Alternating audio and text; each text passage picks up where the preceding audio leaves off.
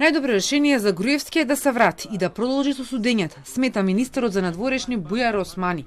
Ваквиот став го оправдува со безбедносниот аспект, дека може да е штетно за државата човек кој повеќе од една деценија бил премиер, некој друг да го има во раце, вели шефот на дипломатијата кој негира дека имало иницијатива или разговори за негово враќање. За Османи, темата Груевски е резултат на паника и страв во ВМРО ДПМН кон психолошкиот лик на поранешниот лидер, а не општествено прашање. Смета дека се прави фама околу комуникацијата со Груевски како резултат на нивните внатрешни партиски односи. Од политички аспект има едно прашање кое што знам дека ќе се злоупотреби, меѓутоа од безбедносен аспект да имате премиер кој што би бил премиер повеќе од 10 години и ги имал сите информации на државата во рацете на друга држава, тоа не е паметно за било која држава. Имплиците се залагате тој да се врати?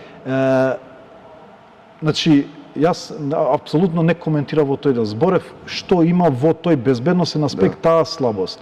Меѓутоа нема никаква иницијатива во тој дел. Најдобро е да биде овде и да се справува со судските процеси кои што ги има. Тоа би било најдобро решение.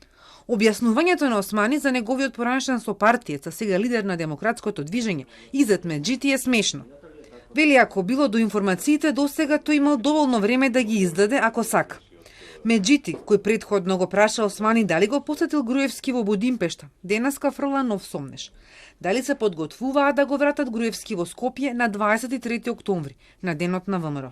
Овие 10 дена, значи како во хор министри од владата, сега и Османи, значи најавуваат враќање на Груевски во Македонија.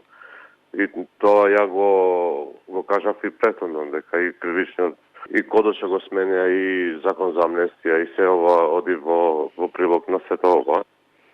Тогаш ги отфрлаат тие, но сега полека значи спремат терен и има информација дека на 23 спремаат такво враќање. Од владеачката СДСМ со кус коментар по изјавата на министерот од редовите на коалицијската ДУИ. Никола Груевски во оној момент кога ќе стапне во нашата држава, ќе издржува казна затвор согласно конечни позитивни судски пресуди. Колку судски предмети на Груевски ќе преживеат е во фокусот на правните анализи по спорните измени на кривичниот законник.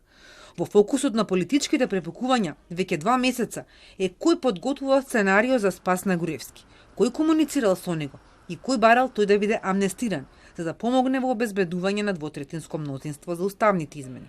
Друга опасност која ги демне предметите на поранешното СЈО е иницијативата до Врховен да донесе начелен став за помилувањата на Иванов, иако судот веќе се произнесе за ова правно прашање преку пресудата за транспортер.